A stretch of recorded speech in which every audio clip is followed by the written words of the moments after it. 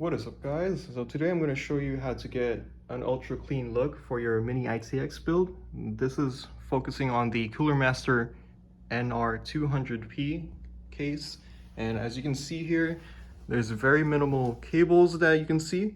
Usually this area is stacked with cables, and let me just turn this around.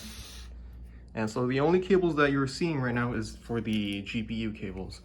And if we go on top, it's cable managed, and I'm going to give you some tips and tricks on how to achieve this.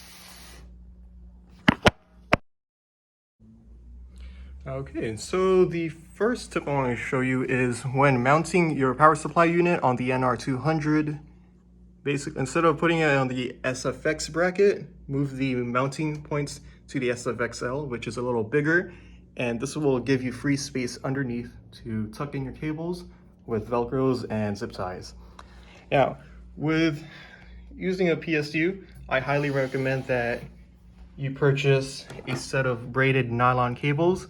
These were actually included for free with the platinum version of the Corsair SF600. And they're basically nylon braided, and it's a lot easier to tuck in and move.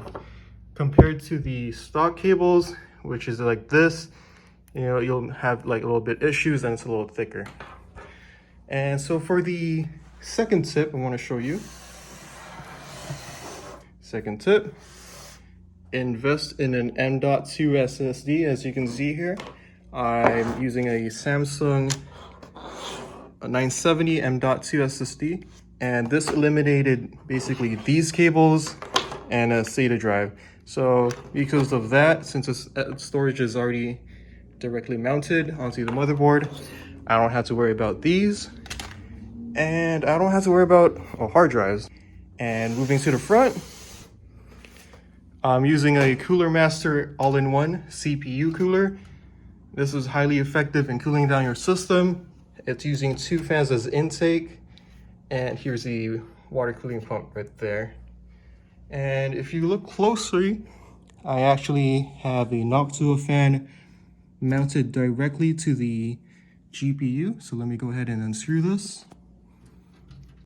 Now basically for this Asus Phoenix 2060 GPU, it was having overheating issues because that is a single fan GPU. And so basically I deshrouded it and installed a Noctua fan instead.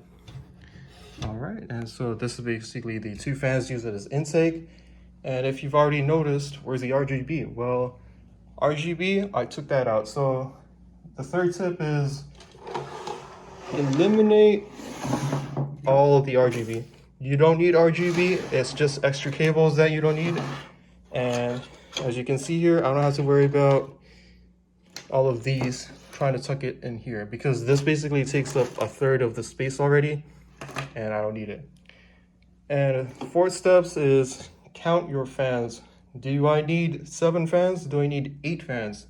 You know, I've seen some builds where people put in 10 or 12 fans. It's completely unnecessary. If you're a casual user, and if you're using an all-in-one CPU cooler, 2 fans is more than enough. And because of the proper cable management, there's more air volume, and it's a lot easier for air to circulate. So that's what I did. I took out these fans, and now it's a lot easier for air to move in and cool down the system. Now the last tip I want to show you is invest in cable ties. Again, these are your best friends. Don't just try to tuck it in the abyss. Like, I've seen some builds where people would get all their cables and just shove it on one side and try to close it.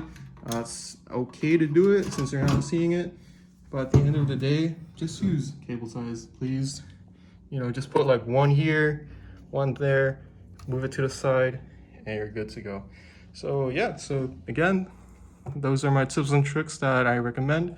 Invest in an M.2, remove unnecessary fans, don't use RGB, and invest in an all-in-one cooler. Now for power-hungry users, if you're using your computer a lot, okay, and so okay to use like slim fans and mount them on top as exhaust if you actually need to cool down your PC. For me, this is already more than enough for me. All right, so thank you again for watching this video. Those are my tips. If you have any questions, please feel free to reach out.